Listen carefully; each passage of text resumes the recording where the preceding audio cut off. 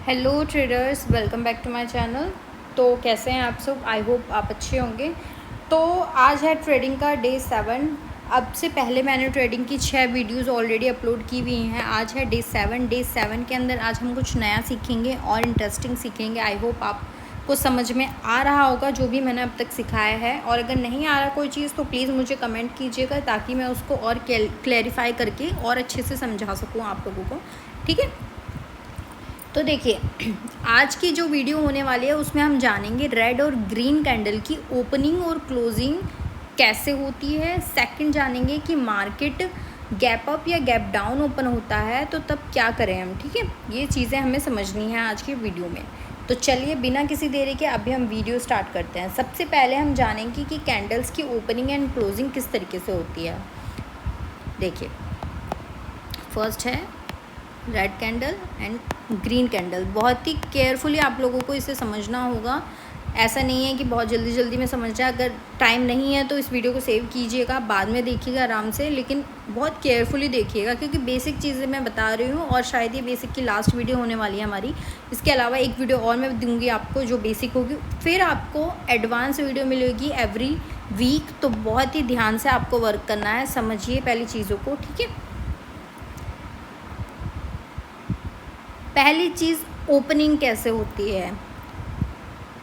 ये हमारी है रेड कैंडल। ठीक है, ये सपोज हमारी रेड कैंडल है और ये है हमारी ग्रीन कैंडल। ये एग्जांपल के लिए मैं सिमिलर विक बना रही हूँ। कैंडल्स बहुत टाइप की होती हैं, वो अभी समझा दूँगी मैं आपको रफली, क्योंकि कैंडल्स के बारे में प्रॉपर एक सीरीज़ आपको मिलेगी, वो मैं आपको बाद में दूंगी। क्योंकि अभी हम बेसिक टू एडवांस पे हैं, तो बेसिक टू एडवांस पहले हम सीखेंगे, क्योंकि सारी चीज़ें अगर एक साथ सीखेंगे तो बहुत कंफ्यूजिंग हो जाएगा, तो वो नहीं करना है आप लोगों ने। ठीक है, पहले हम जानेंगे ग्रीन कैंडल की ओपनिंग कैसे होती है। ग्रीन कैंडल की ओपनिंग होती है ऑलवेज नीचे से। ठीक है, नीचे से ये कैंडल क्या होती है, ओपन होती है। यहाँ कहीं से ओपन होते हुए ऊपर की साइड जाएगी।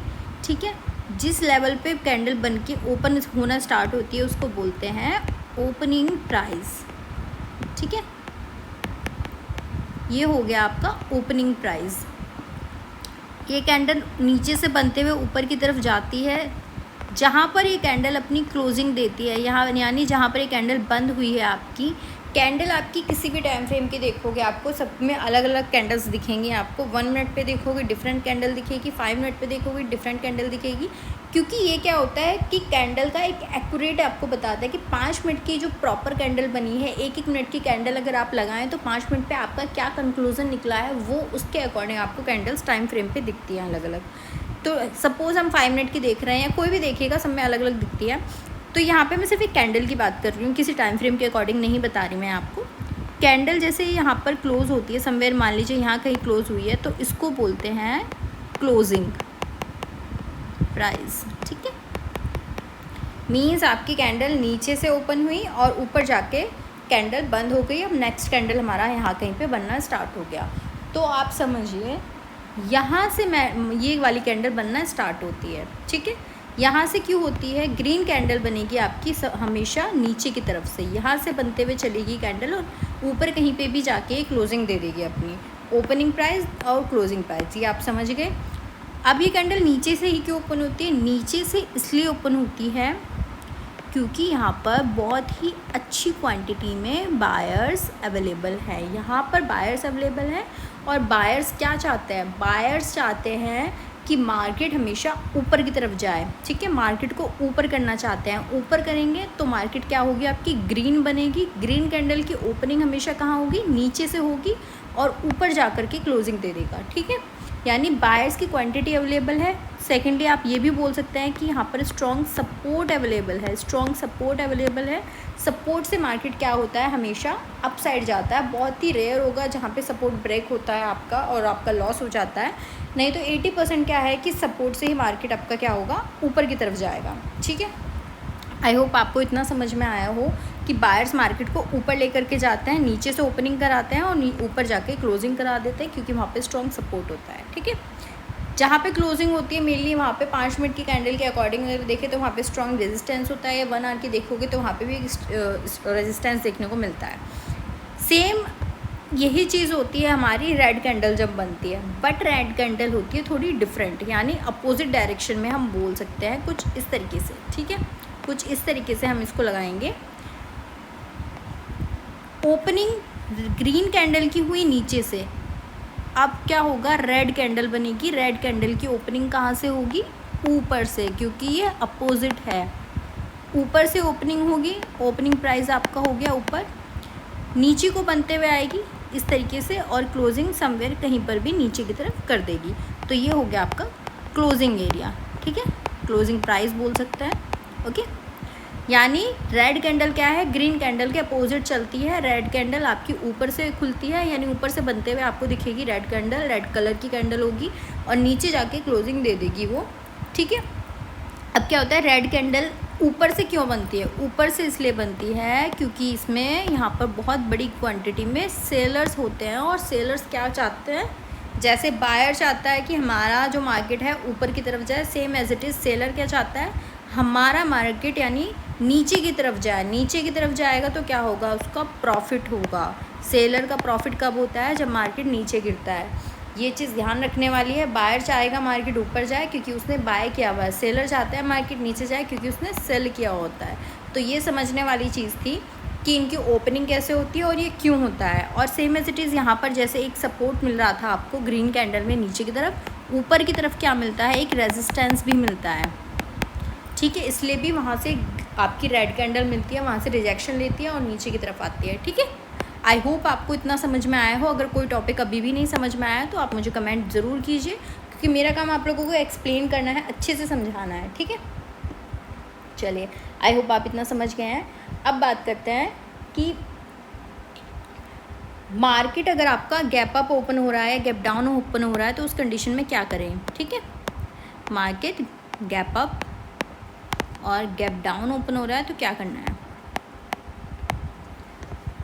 मान लीजिए मार्केट आपका 24,300 के आसपास कल बंद हुआ था, ठीक है। आज मार्केट ओपन हुआ है 24,250 के आसपास। एक एग्जांपल मैं आपको दे रही हूँ सिर्फ, ठीक है। यहाँ कहीं पे ओपन हुआ है, यानी कल ऊपर था, आज मार्केट कहाँ ओपन हुआ है, नीचे ओपन हुआ है, तो इसको क्या बोलेंगे, गैप डाउन, ओके। नीचे ओपन होता है मार्केट तो उसको गैप डाउन ओपनिंग बोलते हैं हम लोग, कि गैप डाउन ओपन हुआ है। और अगर इसके ऊपर ओपन होता है, सपोज 24,300 पे मार्केट बंद हुआ था कल और आज 24,350 के आसपास मार्केट ओपन हुआ है, तो ये क्या हो गया, ऊपर ओपन हुआ है, तो इसको बोलते हैं गैप अप, ठीक है। गैप अप और गैप डाउन, आई होप आप समझ गए हैं। अब बात करते हैं आगे। मार्केट आपका 24,250 पे ओपन हुआ है, यानी गैप डाउन ओपन हुआ है, तो आप क्या करेंगे, काफ़ी लोग क्या करेंगे, यहाँ पर अपनी एंट्री बना देंगे कि मार्केट आपका डाउन साइड ओपन हुआ है तो हम डाउन साइड की यानी पुट साइड की एंट्री बना देते हैं, या कुछ लोग सेलिंग भी कर सकते हैं, ठीक है। वो अपना अलग ही माइंड लगाएंगे कि मार्केट डाउन ओपन हुआ है तो डाउन साइड ही जाएगा भाई पूरे दिन। पर ज़रूरी तो नहीं है, आप स्टार्टिंग की 5 मिनट की कैंडल देख करके तो पूरे दिन का डेटा नहीं देख सकते कि पूरे दिन में मार्केट आपका किस साइड जाने वाला है, या फिर 10 मिनट बाद ही मार्केट आपका किस साइड जाने वाला है। क्या आपको पता है, बिल्कुल नहीं पता है। मार्केट है, मार्केट आपको क्या करता है, फंसाता है। मार्केट को पता है, जो मार्केट चला रहे हैं उन सबको पता है कि आप क्या करने वाले हैं। आपने देखा मार्केट नीचे ओपन हुआ और आपने क्या किया, तुरंत ही एंट्री बना ली, तो क्या हुआ, आपका मार्केट जो आया था गैप डाउन तो ओपन हुआ था, बट आपके पास क्या श्योरिटी है कि मार्केट गैप डाउन ही रहेगा। हो सकता है मार्केट गैप डाउन तो ओपन हुआ है बट उसके बाद में कहीं किसी लेवल पे यानी 10-15 पॉइंट नीचे जा कर के फिर से ऊपर चला जाएगा, तो क्या हो गया, आपका एसएल चला गया, आपका लॉस हो गया। तो इतनी जल्दबाजी नहीं करनी है, थोड़ा सा टाइम दीजिए, समझिए। अब क्या क्या समझ सकते हैं आप लोग, वही मैं आपको बताऊंगी कि क्या चीज़ें आप देख सकते हैं। पहली चीज़ आपको देखना है कि कोई साइकोलॉजिकल नंबर तो नहीं है, ठीक है। उस लेवल पर कोई साइकोलॉजिकल नंबर तो नहीं अवेलेबल है, ये आपको देखना है। साइकोलॉजिकल नंबर मीन्स 24,300, 400, 500, 600, मतलब कोई साइकोलॉजिकल नंबर तो नहीं है उस लेवल पर जहाँ पर मार्केट ने अपनी गैप अप ओपन होके या गैप डाउन ओपन हुआ है, रुका हुआ है, जहाँ पर तो वो चीज़ें देखनी किस लेवल पे मार्केट ओपन हुआ है। 24,300 पे ओपन हुआ है सपोज़, तो आपको ये पता होना चाहिए 24,300 एक साइकोलॉजिकल नंबर है। तो पहला कंफर्मेशन आपको मिल गया है कि इस लेवल को ब्रेक करना है, यानी साइकोलॉजिकल नंबर को ब्रेक करना थोड़ा सा मुश्किल होता है अगर वो इस लेवल पे ओपन हुआ है, ठीक है। तो ओपनिंग प्राइस पे हमेशा आपको ध्यान देना है कि ओपनिंग प्राइस कोई साइकोलॉजिकल नंबर तो नहीं है, नंबर 1 ये चीज़ ध्यान देनी है आपको। अगर किसी साइकोलॉजिकल नंबर पे मार्केट ओपन हुआ है तो वहाँ से मार्केट क्या कर सकता है, रिजेक्शन ले सकता है वहाँ से। यानी अगर गैप अप ओपन हुआ है किसी साइकोलॉजिकल नंबर पे समवेयर यहाँ पर, तो क्या होगा, चांसेस होंगे अगर ब्रेक हो जाएगा तो ओके, अदरवाइज़ अगर ब्रेक नहीं होता पहली 5 मिनट तो चांस है कि मार्केट नीचे आएगा, यानी अपोजिट जाएगा। तो ये एक ध्यान देने वाली बात है आप लोगों के लिए, तो इस पर थोड़ा ध्यान दीजिएगा, ठीक है। आज जो मैं आपको वीडियो के अंदर टॉपिक बता रही हूँ ना, बहुत ही इंपॉर्टेंट बता रही हूँ। धीरे धीरे काफ़ी इंपॉर्टेंट चीज़ें मिलेगी, जैसे कि मैंने आपको स्टार्टिंग में बताया था, शुरू में बेसिक है पर धीरे धीरे हम एडवांस पे लेके जाएंगे। तो बहुत ही आपको केयरफुली चीज़ों को समझना है और चैनल के साथ में आपको बने रहना है मेरे, तभी आप सीख पाएंगे। ऐसा नहीं आज देख लिया और फिर आप आगे की वीडियोस नहीं देख रहे हैं तो उससे कोई फ़ायदा नहीं, क्योंकि मैं डेली आपको कुछ नया सिखाने की कोशिश कर रही हूँ अपनी साइड से, ठीक है।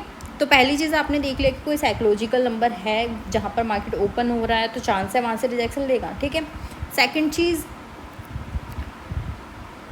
टाइम फ्रेम पे आपको ध्यान देना है। टाइम फ्रेम जो आपका रहेगा वो हमेशा आपको मैं बोलती हूँ एनालाइज करने के लिए बिग टाइम फ्रेम का यूज़ कीजिए, ठीक है। बिग टाइम फ्रेम का आपको यूज़ करना है। बिग इन द सेंस आप वहाँ पे 1 डे का टाइम फ्रेम यूज़ कर सकते हैं, 1 आवर का टाइम फ्रेम यूज़ कर सकते हैं, ठीक है। ये 2 टाइम फ्रेम मेरे अकॉर्डिंग बहुत ही इंपॉर्टेंट टाइम फ्रेम होते हैं एनालाइज करने के लिए। एंट्री के लिए आपको पता ही है 5 मिनट का टाइम फ्रेम रहता है, स्विंग के लिए 1 मिनट का टाइम फ्रेम रहता है, सॉरी स्कैल्पिंग के लिए, ठीक है। तो यहाँ पर हम स्कैल्पिंग की बात अगर आप देखना चाहते हो तो कर सकते हैं, बट स्कैल्पिंग नहीं बोल रही मैं आपको, इंट्राडे के लिए बोल रही हूँ यहाँ पर। तो 5 मिनट का टाइम फ्रेम रहता है। तो आपको क्या एनालाइज करना है कि 1 डे पर या 1 आवर पर कोई आपको रेजिस्टेंस तो या फिर कोई सपोर्ट तो नहीं दिख रहा।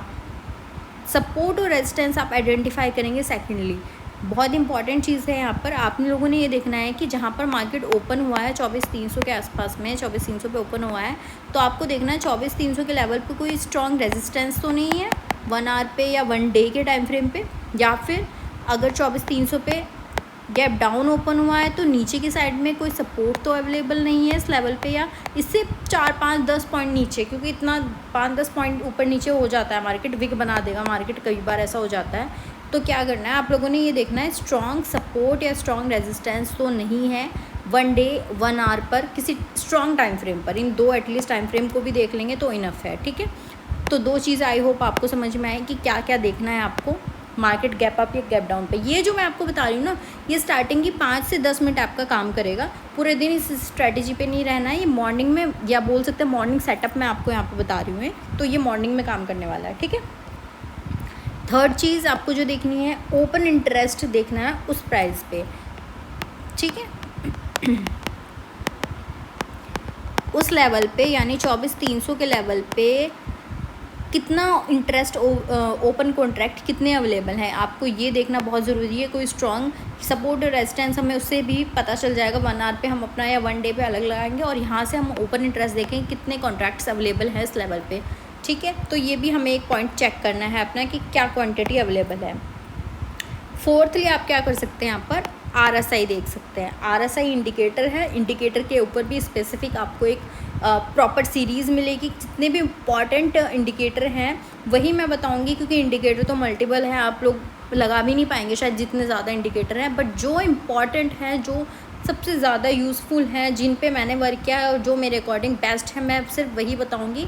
ज़्यादा आपको इंडिकेटर पे नहीं डिपेंड करना है। तो वो चीज़ें, क्योंकि मैं भी ज़्यादा इंडिकेटर यूज़ नहीं करती, 1-2 इंडिकेटर हो गया जो मैं कभी कभार यूज़ करती हूँ, जब कभी मुझे लगता है कि मार्केट में इंडिकेटर वर्क कर जाएगा आज, ठीक है। तो इम्पॉर्टेंट इंडिकेटर ही बताऊँगी मैं आपको।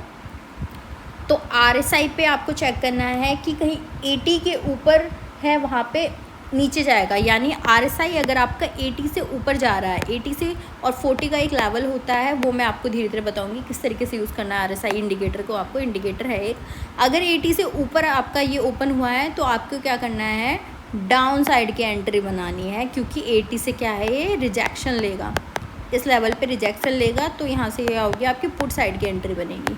तो ये 4 पॉइंट आपको देखना है कि RSI आपका 80 के ऊपर तो नहीं पहुँच गया है, ओपन इंटरेस्ट कितना ज़्यादा है वहाँ पर, सपोर्ट रेजिस्टेंस तो नहीं है वहाँ पे स्ट्रॉन्ग, साइकोलॉजिकल नंबर तो नहीं है। अगर आपको ये सारी चीज़ें मार्केट गैप अप ओपन होने के बाद या गैप डाउन ओपन होने के बाद में दिख रही है तो आप बिल्कुल बेफिक्र होकर अपोजिट डायरेक्शन की एंट्री बना सकते हैं। अब मैं आपको एक छोटा सा एग्जांपल भी दिखाती हूँ इसमें कि किस तरीके से वर्क करता है आपका, ठीक है। ये देखिए मैंने यहाँ पे ऑलरेडी लगा के रखा हुआ है आपके लिए, क्योंकि बहुत लंबी वीडियो हो जाती है तो ठीक है। यहाँ पर मैंने 1 आवर का टाइम फ्रेम सेलेक्ट किया था और उसमें मैंने सपोर्ट और रेजिस्टेंस लगाए हुए हैं, ठीक है। ये जो है एक स्ट्रॉन्ग सपोर्ट है, ठीक है, और ये जो है स्ट्रॉन्ग रेजिस्टेंस है, ठीक है। अब क्या था 22 तारीख की अगर हम बात करें, 21 तारीख में समवेयर मार्केट 25,350 के आसपास यहाँ कहीं पे क्लोजिंग दी थी मार्केट ने। उसके बाद में क्या हुआ, मार्केट नेक्स्ट डे कहाँ ओपन हुआ, गैप डाउन ओपन हुआ। गैप डाउन ओपन हुआ 25,239 के आसपास तक ये मार्केट ने क्या हुआ, विक बनाई। अब क्या था, काफ़ी लोगों ने क्या सोचा होगा, मार्केट ऑलरेडी इतना पॉइंट नीचे जा कर के गैप डाउन ओपन हुआ है तो हम क्या करते हैं, अपोजिट डायरेक्शन की एंट्री बना लेते हैं, यानी डाउन साइड की एंट्री बना लेते हैं। बट ये बिल्कुल गलत था। अगर किसी ने ये किया है तो बहुत बढ़िया लॉस खाया है, कि पहली 5 मिनट की कैंडल ने ही अपोजिट डायरेक्शन में सिलेक्शन कर लिया। मीन्स क्या हुआ, यहाँ पर क्या था, मार्केट का एक स्ट्रॉन्ग सपोर्ट अवेलेबल था इस लेवल पे 25,239 के आसपास में। और अगर आप देखेंगे तो मार्केट ने क्या किया है, वहीं कहीं से विक बनाई है यानी बॉडी क्रॉस नहीं की इस लेवल के नीचे। तो ये क्या था, हमारा स्ट्रॉन्ग सपोर्ट था, यानी यहाँ से रिजेक्शन ले लिया। तो यहाँ पर मैंने क्या किया था, अपोजिट साइड की, यानी मार्केट गैप डाउन ओपन हुआ था लेकिन मैंने यहाँ पर कॉल में एंट्री बनाई थी इस लेवल पे। और आप देख सकते हैं यहाँ पर एक स्ट्रॉन्ग रेजिस्टेंस था जिससे ऊपर मार्केट ने 1-2 कैंडल बनाई भी हैं, लेकिन ये कोई कैंडल्स नहीं है। हम एंट्री अगर लेते इसके ऊपर भी कंटिन्यू रहते तो कहाँ पर रहते, ये आप देख सकते हैं ग्रीन कैंडल की बॉडी क्लोज हुई है इस लेवल पे, यहाँ कहीं पे, ठीक है। इसने कैंडल ने क्या किया, बॉडी क्लोज की है बट क्या नेक्स्ट कैंडल ने इसका हाई ब्रेक किया है, नो। तो क्या किया हमने, यहीं पर अपनी एंट्री क्या थी, एग्ज़िट कर ली थी। यानी यहाँ से यहाँ तक का आप देख सकते हैं कितना अच्छा प्रॉफिट मिला था। हालांकि ये जो मैं स्ट्रैटेजी आपको बताई है इसे मैं 5 से 10 मिनट के लिए यूज़ करती हूँ, बट जब मुझे दिखा था मार्केट में कि प्रॉफिट बन रहा है और ओपन इंटरेस्ट इतना अच्छा है तो क्या हुआ, मैंने इस एंट्री को यहाँ पर एग्ज़िट नहीं किया था, मैंने इसको यहाँ कहीं पर एग्ज़िट किया था। यानी पहले की 20 मिनट मैंने इसको रोक के रखा था और मुझे अच्छा खासा प्रॉफिट हुआ था। तो कहने का मतलब यही है कि आपको ये देखना है कि जहाँ पर मार्केट ओपन हुआ है वहाँ पर स्ट्रॉन्ग सपोर्ट या स्ट्रॉन्ग रेजिस्टेंस अवेलेबल तो नहीं है, या फिर कोई साइकोलॉजिकल नंबर तो अवेलेबल नहीं है, ओपन इंटरेस्ट कैसा है वहाँ पर, या फिर 18 के ऊपर तो नहीं है, तो ये वहाँ से क्या होगा, रिजेक्शन लेगा। तो ये कुछ चेक पॉइंट्स मैंने आपको बताया। आई होप आप लोगों को समझ में आया हो जो भी मैंने बताया है, ठीक है। तो अब आपके लिए नेक्स्ट वीडियो में लाऊंगी कुछ और इम्पॉर्टेंट, कुछ और बेसिक, ठीक है।